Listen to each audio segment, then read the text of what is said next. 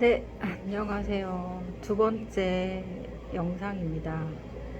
첫 번째 영상에서 아주 느림보 같은 말들을 시작을 했는데요.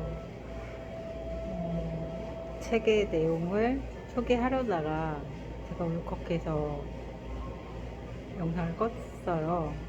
그래서 이어서 이제 이 책을 다시 소개하도록 하겠습니다.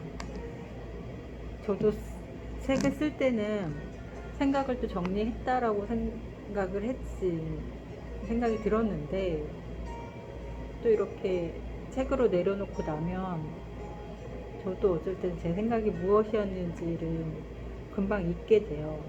그만큼 지금 새롭게 생각하는 부분들이 많고, 또 그 지점들이 순간순간 있었다가도 또 휘발되고, 아, 내 생각이었나? 그런 지점들이 많이 있거든요. 그래서 저도 제가 썼지만 책을 한번 보면서 얘기를 하겠습니다. 가정폭력을 말해요 첫 장에는 제가 스피크 아웃이라고 하는 스피크 아웃, 도메스틱 바이오런스, 와이프 배틀, 와이프 어뷰즈먼트, 스포즈 어뷰즈, 인티메이트 파트너 바이오런스 이렇게 가정폭력을 표현하는 영어 단어들을 적어놨어요. 또 한국어로 가정폭력이라고 말을 하는 것과 그것이 영어식으로 어떻게 표현되고 있는지를 또 눈으로 보고 듣는 거는 또 다른 느낌이 있는 것 같아요. 특히나 인티메이트, 파트너 바이오런스 이런 거 같은 경우는 정말 나하고 가까운 가장 친밀한 배우자에 의한 폭력들을 얘기해주고 있는 거라서 우리가 그냥 가정폭력이라는 하나의 범주로서 얘기하는 것보다 더 구체적으로 그 상대가 누구인지, 그 안에서 이야기되고 있는 아주 밀접한 아주 가까운 관계, 그거를 한 번 더 상기시켜주는 그런 영어식 표현인 거라는 생각이 듭니다. 그래서 이제 저는 이 책을 쓰면서 가정폭력을 말하세요라고 막 이렇게 강요하는 그 어투가 아니라 내 자신이 이제 그 가정폭력에 대해서 말하기를 시작한다라는 그런 어투로 저는 사실은 쓴 거거든요. 그래서 그렇게 다가갔으면 좋겠고요. 그리고 제가 이 책을 처음 쓰게 된 시작에 대해서 여기에 기록을 좀 남겨두고 싶었어요. 제가 처음에 가정폭력의 피해 사실을 누군가에게 말을 할 때 사실은 저는 마음속에 말해야겠다라는 생각이 있었고, 알려야겠다라는 생각이 있었기 때문에 참 많은 분들한테 말을 했거든요. 다소 격앙되고 다소 흥분되고, 제가 공격받고 있는 사실, 아내의 정신이 이상하다라고 하는 그 공격받고 있는 그 사실 그대로 오히려 피해 사실을 말했을 때 사람들의 반응도 그 정신을 의심하거나 정말 정신이 이상한 여자가 아닐까라고 하는 그런 의심하는 그 눈빛, 분위기, 그런 것들이 참 제가 피해 사실을 말했을 때 그런 것들이 전해질 적마다 속으로는 그런 저항감을 넘어가기가 되게 힘들었거든요. 근데 제가 이 책을 쓸 수 있게 되기까지 어쩌면 이 한 명의 어떤 한 명의 지지자, 한 명의 응원하는 마음, 그 사람이 있었기 때문에 용기를 내서 말하기를 시작할 수 있게 되지 않았나, 너무 감사하다라는 인사를 꼭 드리고 싶었고요. 지금도 저희가 이 공간을 마련하고 또 이 공간의 운영과 지속을 위해서 같이 물심양면으로 후원을 해주시고 계십니다. 그리고 제가 이제 가정폭력을 공론화하는 과정에서 이제 더 이상 제가 살고 있는 지역에서는 어떤 희망을 찾을 수가 없어서 활동을 하고 있었던 다른 지역에 가게 됐습니다. 그 지역에서 이미 앞서서 여러 사회적인 성차별들을 겪고 그것에 대해서 함께 대응하고 그리고 좋은 승리의 결과물을 안고 다시 지역에서 문화운동을 펼치고 있는 넘어서라는 단체를 알게 됐고 거기 넘어서 이끌고 있는 선생님 몇 분들을 알게 됐는데 이렇게 이상적인 지역 활동의 모델이 있을 수 있을까? 이런 리더와 이런 그룹과 이런 역동이 이 한 지역에서 이렇게 지속될 수 있을까? 정말 많이 감탄하고 또 많은 희망을 봤던 곳이고 그러면서도 또 한편으로는 더 이제 저의 욕심이 막 나는 그런 부분들이 있어서 제가 만든 욕심을 채우지 못하고 이제 저는 나오게 됐지만 어쨌든 한번 소개하고 싶은 지역의 여성 운동 단체에 계신 단체와 거기서 계신 선생님들께 감사의 말씀을 좀 남기고 싶었어요. 그리고 제가 이 글을 쓸 수 있었던 또 하나의 영감의 원천은 손이덕수라고 하는 우리나라의 1세대 여성 학자이자 운동가이신 선생님이었습니다. 여성의 전화에 초창기 멤버셨던 어떤 선생님께서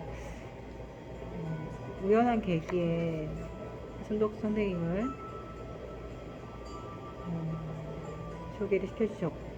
소개를 시켜주셨는데 그 뒤에 선생님과 이메일을 주고받는 과정에서 당시 제가 이제 하고 있었던 운동들을 소개를 하게 되면서 굉장히 서로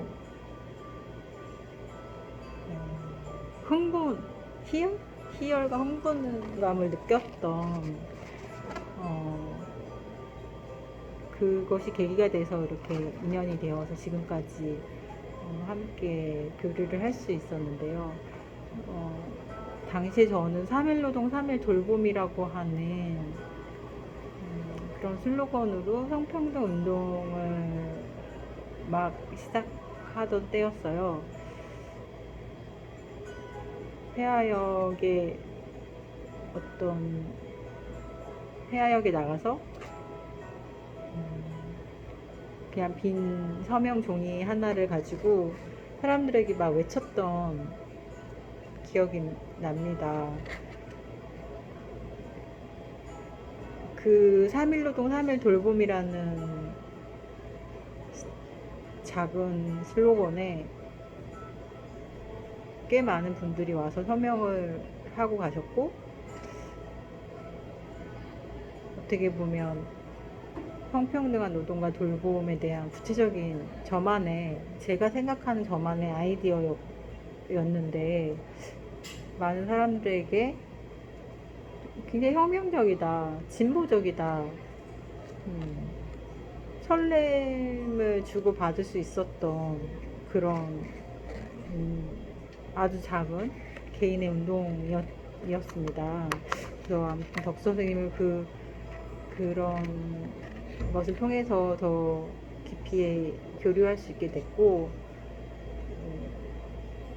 선생님을 이제 어느 날 제가 이제 찾아뵙기로 하고 선생님의 집에 가서 그날 선생님의 집에서 한 달여 이상을 머물게 되면서 더 많이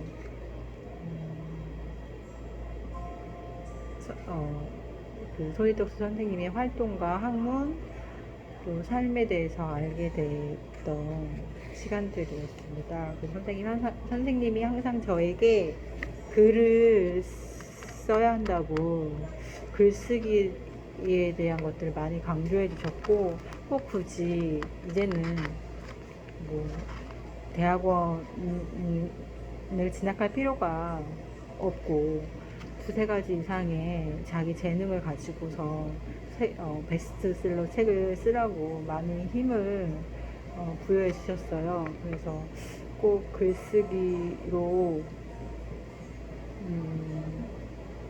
이 고통과 고난의 시기를 건너가야겠다라고 그렇게 다짐할 수 있는 그런 영감의 원천, 힘의 원천, 글쓰기의 중요성을 깨우쳐 주신 선생님이십니다. 그리고 이제 이 책이 나올 수 있었던 그 계기, 2019년도 뷰티풀 라이프라고 하는 글쓰기 사업이에요. 제가 앞에는 점프라는 사업을 말씀드렸었는데, 점프는 이제 그 2019년도에 그 가족폭력 피해 여성들의 그 문화 치유 프로그램이었어요. 그래서 함께 춤추고 힐링하는 그런 프로그램이었고, 직접적으로 이 뷰티풀 라이프라는 것을 통해서 저는 이제 글쓰기에 도전할 수 있는 목표를 세울 수 있었던 거고, 실질적으로 책이 나올 수 있도록 1년이란 시간 안에 꼭 원하던 목표를 결과물로 낼 수 있도록 그렇게 세세한 지원금의 사용처를 잘 배분해 주셨던 그런 활동가 분들의 도움이 있었습니다.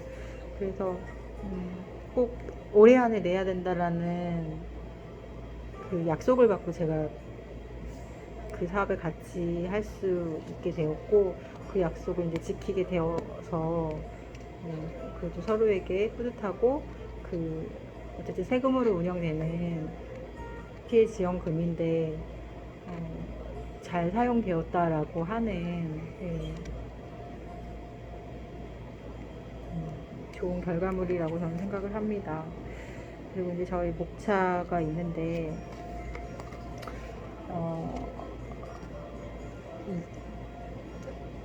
제가 그동안 가정폭력에 대응해 가면서 겪었었던 저만의 분투기를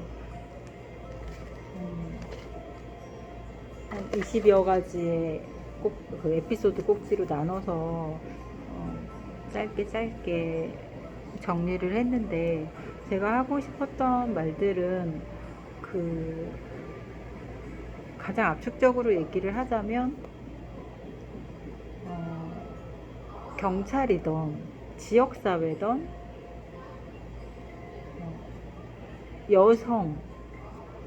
여성과 가정 그리고 폭력이라고 하는 이 세 가지 범주에 대해서 제대로 된 인식이 없다. 그렇기 때문에 가정폭력에 대한 사람들의 인식이 달라지지 않는 것이다. 왜냐면 우리가 가정이라고 생각하는 부분도 너무나 잘 알지만, 이성의 중심에 그 되게 낭만적인 결혼관을 통해서 우리가 지금 아주 몇천 년 동안 이 결혼과 가족 생활이라는 걸 유지해 오고 있는 건데, 이 안에는 여성들의 무임금 가사 노동이, 그림자 노동이 받침이 돼서 운영되고 있었던 거잖아요. 그게 우리가 생각했던 결혼과 가족 생활의 원형인데, 아직도 그 폭력적인 구조가 아직도 여성 스스로가 선택하기도 하고 선택하고 있고 아직도 그렇게 유지되고 있는 문제가 있죠. 그리고 또 여성에 대한 인식이 얼마나 그러니까 뭐라고 해야 되죠? 여성이 뭐냐, 여성은 무엇이냐, 누가 여성이고, 어? 누가 여성을 어떻게 규정하는가, 왜 이렇게 이 사회에서 여성은 왜 그렇게 폭력을 받아야만, 당해야만 하는가.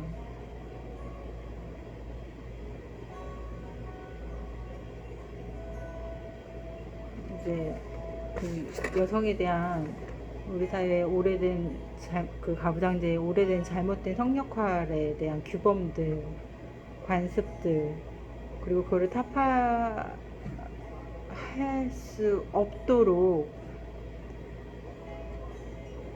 절대로 변하지 않는 제도들, 뭐 아직까지도 공보육이 제대로 완성되지 않은 것으로 봐서 정말 성평등 사회를 만들어갈 의지가 있는가, 목표가 있는가, 그런 생각이 좀 들죠. 그래서 여성과 가정과 그리고 이제 폭력이 무엇인가에 대한 우리들의 깊은 고민이 없지 않은가. 없다. 폭력이 무엇인가를 묻는 인간이 너무 없다. 그냥 예를 들어 우리가 가정폭력이라고 이제 얘기를 하면은 그 당사자 두 배우자, 두 성인된 인간의 이성숙함을 이제 욕하면서 그리고 부모 교육이 필요하다라고 말을 하잖아요. 근데 더 근원적으로는 부모 교육이 필요하겠지만 인간이 무엇인가라고 하는 기초적인 그 기초 교육이 더 사실은 필요한 거겠죠.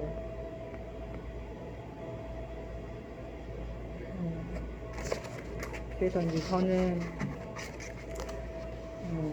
제가 경험했었던 이야기들을 이제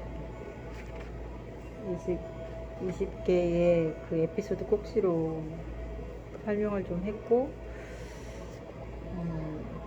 너무 제 얘기를 하지 않는다라고, 그냥 너무 광범위한 사회적인 얘기를 한다라고 해서 너의 얘기를 해봐라, 당신의 얘기를 해봐라 라고 해서 제가 아내폭력 이야기라고 하면서 저의 이제 아주 가까운 사건의 내용들을 좀 집어넣습니다.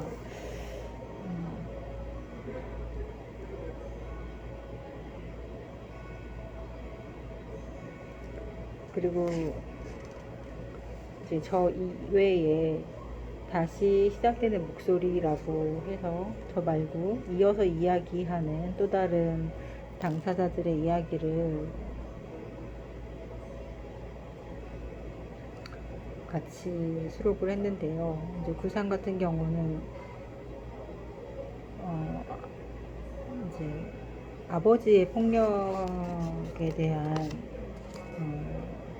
피해들을 소개를 했고, 그것 속에서 우리가 생각해 봐야 할 점들을 잘 이야기를 해줬어요.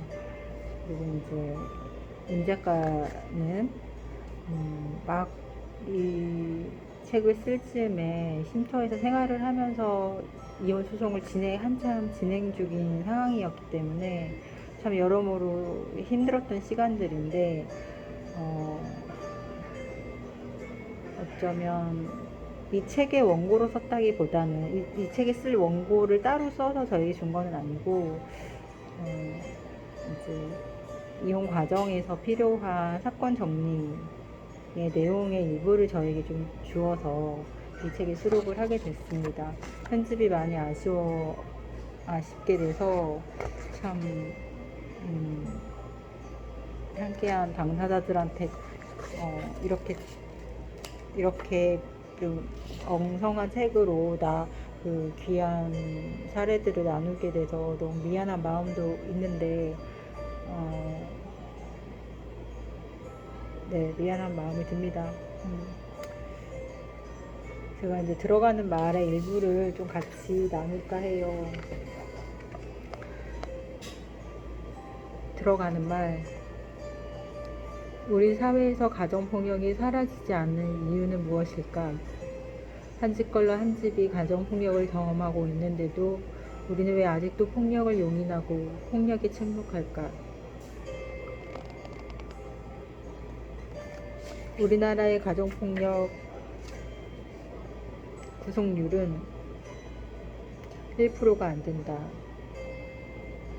처벌법은 있지만 처벌되는 사람은 극히 드물다. 그에 반해 우리 사회의 여성폭력에 대한 심각성은 날로 커지고 있다. 그러나 지역에서는 가정폭력에 대한 자주 모임을 찾기가 어렵고 여성주의 모임에서조차 가정폭력이 말하여지는 경우는 드물다.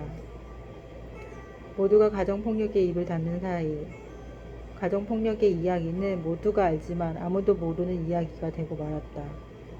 너무 가깝고 너무 친밀해서 지나치게 사소하고 진부하게 들리는 이야기가 우리들의 삶을 관통하고 있는데도 말이다. 지난 4년 동안 가정폭력과 싸워왔다.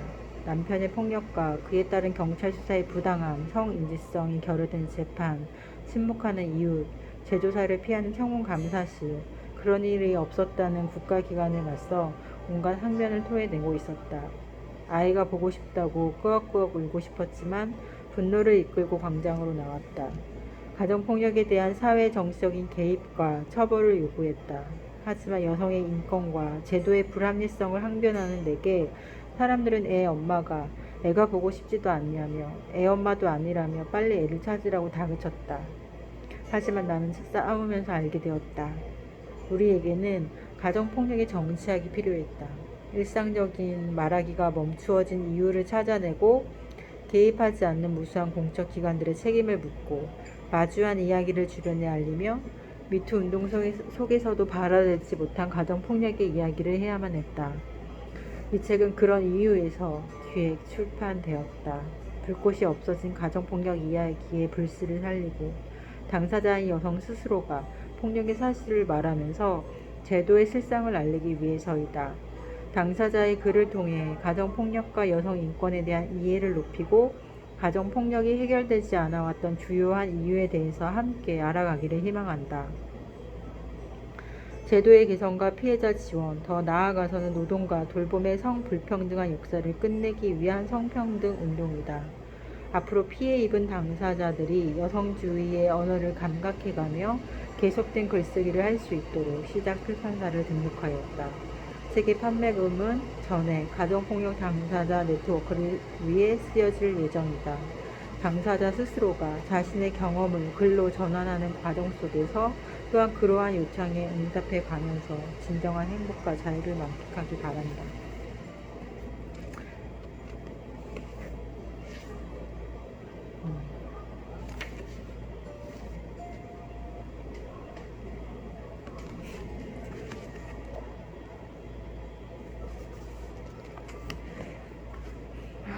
조금 더 읽을까요? 제 1부는 가정폭력의 단상들이라고 제목을 지었습니다. 이 부분 한 챕터를 읽을게요. 가정폭력, 젠더 인식론의 기초. 가정폭력을 오래된 사회 문제라고 인식하면서도 막상 가정폭력의 피해 사실을 들은 사람들은 남편을 어떻게 만났는지, 왜 결혼을 했는지, 아이는 지금 누가 키우는지, 남편과 어떻게 싸우게 되었는지 곧장 개인적인 질문들을 하며 가정 내 폭력 사실을 부부 갈등 정도로만 인식하려고 한다. 가정폭력이 가지고 있는 젠더 불평등한 차별적 인식에 관하여서는 잘 말하지 않고 남편과 그만 싸우고 나가서 돈을 벌려고 한다. 하지만 가정폭력은 인류 역사상 가장 오래된 성불평등 현장이다. 무급의 가사노동과 낭만적인 결혼제도에 괴물이 숨겨져 있는지도 모르고 우리는 결혼을 하고 가정을 꾸려왔다. 폭력은 사유하지 않음으로써 폭력으로 거듭난다. 성불평등한 노동과 처우에서부터 여성을 향한 폭력이 발전되어 왔음을 기억한다면 가정 내 남편의 아내 폭력을 되짚는 일은 매우 의미 있다.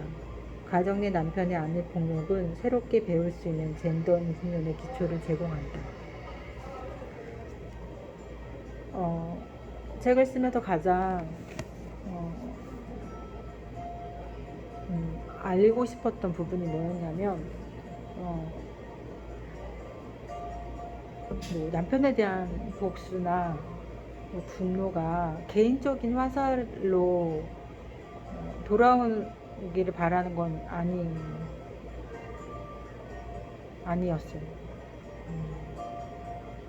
그냥 개인적으로 생각하고 개인적인 것들을 풀어내기 위한 것들은 아니었어요. 물론 제가 겪은 일이니까 너무나 저 자신의 피해와 고통이 저에게 직접적으로 다 있는 문제지만 저는 사회를 인식하고 있는 사람이거든요. 그런데 지금 우리의 현대사회가 가고 있는 그런 현대사회의 자본과 금융, 이런 불평등, 또 개발 위주의 사고, 이런 것들에 동의하지 않으면서 살아가려고 하는 그런 사람이 되고 싶어서 그 생각하는 인간이라는 것을 자꾸만 자각하고 그거를 깨우쳐 보려고 하는 그런 저이거든요. 그래서 자각이라는 것은 사실은 기독교 신앙에서보다는 이제 불교적인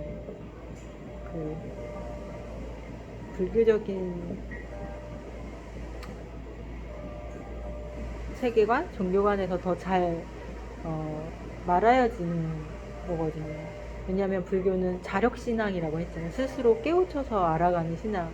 그래서 깨달음을 얻고자 하는, 근데 그 깨달음이라는 것까지 저는 지금 가지는 못했고 이제 거기까지만 인식하고 이제 공부를 하고 있는데, 어쨌든 가정폭력이라는 걸 말하고 싶은 이유는 절대 개인적인 화살을 돌리기 위함이 아니라 우리 안에 인식하고 있지 못한 불평등의 시작이 너무나 많이 세대로 전이되면서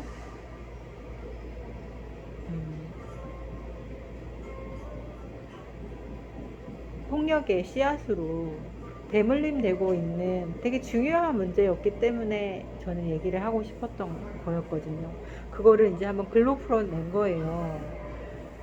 그러니까 왜 가정폭력을 사회 문제라고 인식하면서도 왜 많은 사람들은 이 문제를 개인의 사적인 문제라고, 부부간의 문제에 공적인 것은 개입할 수 없다라는 그 80년도 운동 이전의 상태에 지금 왜 머물러 있냐는 거예요. 여기에 우리의 젠더 인식론의 가장 기초적인 것들이 여기에 다 있는데 왜 사람들이 이것을 인식하지 않고 이것을 자꾸만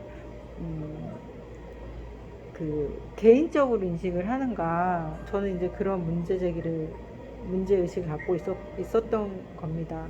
그래서 가정폭력은 인류 역사상 가장 오래된 성불평등의 현장임에도 불구하고 여전히 우리가 낭만적인 결혼을 생각하면서 이 결혼 제도 안에 엄청난 괴물이 숨겨져 있다는 것을 우리가 모르고 우리가 지금 가정을 꾸려오고 있다. 그래서 변하지 않는 사회 제도 속에서 계속해서 폭력은 생성되고 또 피해를 낳고 그런 악순환을 벌이고 있다는 거죠. 여기에 사회적이고 국가적인 책임이 방기되고 있다는 것을 저는 이제 말하고 싶었던 겁니다. 그래서 가정 내의 남편의 아내 폭력은 새롭게 배울 수 있는 젠더 인식론의 기초를 제공한다.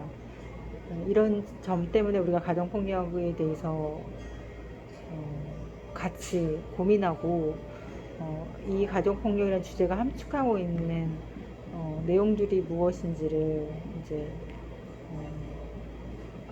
모두가 알았으면 하는 것이 저희 바람이어서 가정폭력, 젠더 인식론의 기초 이 장을 쓰게 됐습니다. 오늘은 여기까지 하겠습니다.